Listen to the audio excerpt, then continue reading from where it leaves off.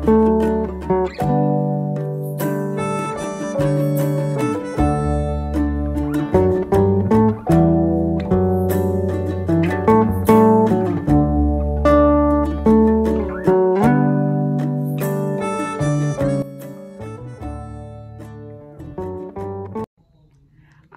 alaikum. I'm just going to share my revert story, hijab story. It's not too exciting, but if it helps at least one person, inshallah, that's all that matters. So I was actually born into a redneck, Trump supporting, family. And my past has been pretty bumpy. I got kicked out of school for drinking and drugs, and I got in trouble with the law a couple times for the same things. I just had not a very good past. And I was never I never belonged anywhere. I just jumped around doing what I was doing, and it was not fulfilling, and I wanted to die. That's the reason I was drinking so much and doing drugs and all that stuff, was because that's my way of being here without actually being here, because I hated my life and I didn't want to be alive. But then in February, I actually met my husband. He's my supervisor at work.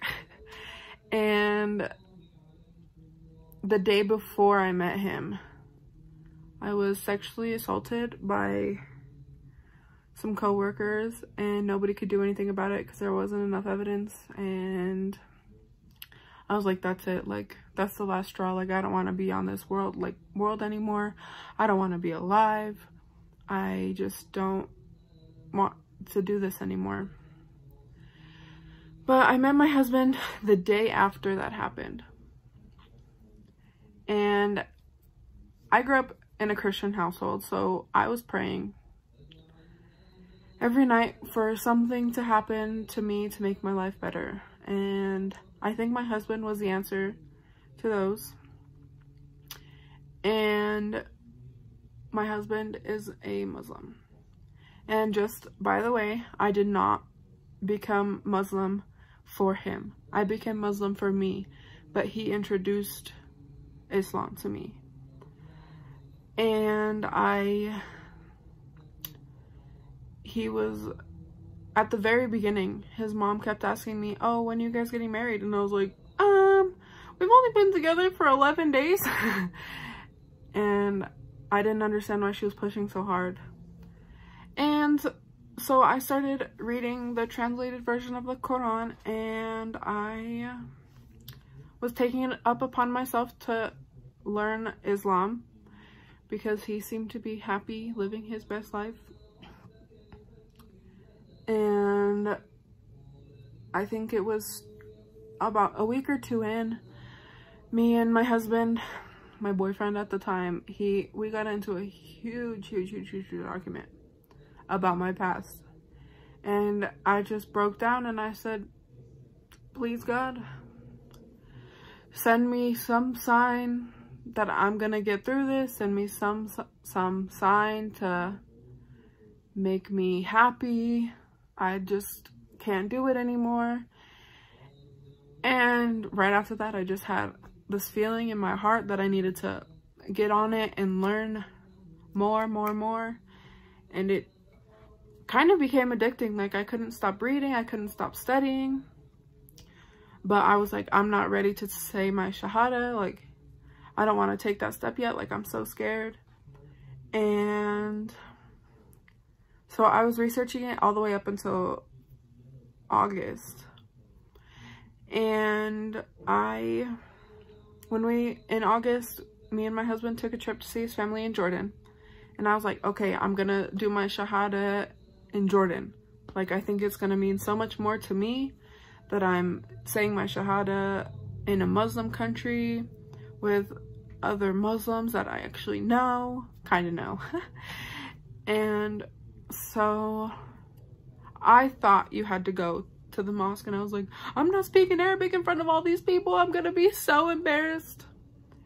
But nope, I said it in front of his family. I followed behind my niece.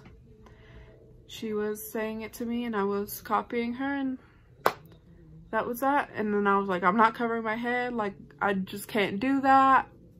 My family's gonna think I'm crazy. And I was like, people are gonna think I'm weird. They're gonna be like, oh, she did it for her husband. Because I was already getting messages and stuff that they were like, oh, you're just converting for your husband. You're converting for this, blah, blah, blah. And it was kind of upsetting me because I was like, what if that's what everyone's gonna think? But I woke up one day recently. I've only been wearing the hijab for 2 weeks. And I just woke up recently and decided, why would I displease Allah after he has helped me and answered me when I needed him? So why would I displease him? So I woke up one day, told my husband, I think I'm gonna start wearing the hijab. He was like, are you sure? Are you sure? I was like, yes. So the next morning I woke up and started putting it on. And I've actually gotten a lot of support from friends and coworkers and such, and it's made me really happy. But the only thing I'm struggling with is my family. They told me they're not mad at me for doing it, they're worried for me, which I understand with everything going on. But alhamdulillah, I'm happier. I've had so much support, and it's just been really great. And since I've only been Muslim for 2 months, I still don't know how to pray, but I'm learning. I'm going to Friday prayer every Friday. I'm studying. I'm trying so hard to learn how to pray, and I'm getting there. I can follow along, but I can't do it myself yet. Inshallah, soon I will be able to pray on my own. And I just want to say that if any ladies are thinking about reverting and are scared of what people are gonna say, what people are gonna think, that people are gonna think you're doing it for a man or whatever reason, those were my biggest worries. But it was not like that at all. The only people who attacked me were online, and I just made a whole new Facebook so I didn't have to delete all my pictures. I could just delete my Facebook, and it's been so easy, and I've had so much support. And don't be scared.